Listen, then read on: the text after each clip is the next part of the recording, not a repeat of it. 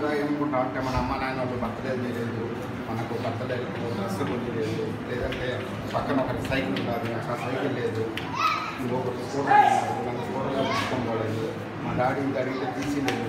ఈ వయసులో మన మామూలుగా అనుకునే పిల్లలు అందరూ అనుకునేది అదే అనమాట. కానీ ఇలాంటి ఒకసారి చూసిన తర్వాత మీలో మీలో పిల్లలు కూడా కొంచెం బియ్యం అది తెచ్చినారంటే మీలో కొంచెం ఇన్స్పైర్ అనేది ఉండాలి.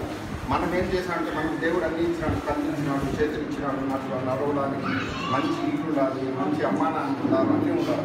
దీన్ని మనం ఎలా సద్వినియోగం చేసుకోవాలంటే ఒకసారి చూడండి, వాళ్ళకి ఏమన్నా వాళ్ళు తినేది కలిగి మనకు ఒక పూట కూరలో ఉప్పు తక్కువైందంటే అయ్యో ఉప్పు తక్కువైంది చెప్పి వాళ్ళు పారేస్తారు. కొంచెం కారం తక్కువ, వాళ్ళకు కారం విలువ, ఉప్పు విలువ, ఏ విలువ తెలియదు. వాళ్ళు ఏది పెట్టినా వాళ్ళకి ఏమంటాం, ఫస్ట్ మనం అన్నం వేస్తుంది, అన్నం తినాలి, చికెన్ కావాలి, తర్వాత రసం, తర్వాత సాంబారు, ఏమేమో వాళ్ళు చూడండి. ఒకసారి చూడండి, ఇలాంటివి చూసిన తర్వాత మనం ఎంత అదృష్టవంతులు. మనకు భగవంతుడు ఇంత ఈ లైఫ్ ఇచ్చిన దానికి ఇలాంటి వారికి మన జీవితం ఒక్కరోజైనా మనం ఉండే వాళ్ళందరూ ఏం ధనవంతులు కోటీశ్వరులు కాదు, లేనోడైనా కానీ మన సాటి వాడికి ఒక్క పూట అయినా మనం తిండి పెట్టే ఇది మనం తీసుకురావాలి. మన తల్లిదండ్రులు మనకు నేర్పించేది, మనకు ఆస్తులు సంపాదించినారా ఇవ్వనేది కాదు.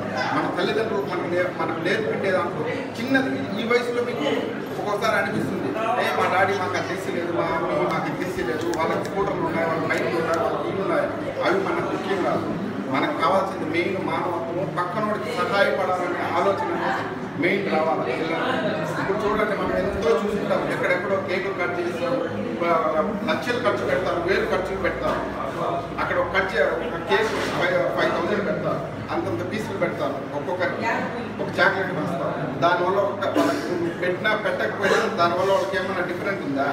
ఆ కేక్ తిన్న దానివల్ల ఏమైనా పూట ఇలా అదే కేక్ డబ్బుతో ఎంతమంది కడుపు నుండి తిన్నారు ఈరోజు.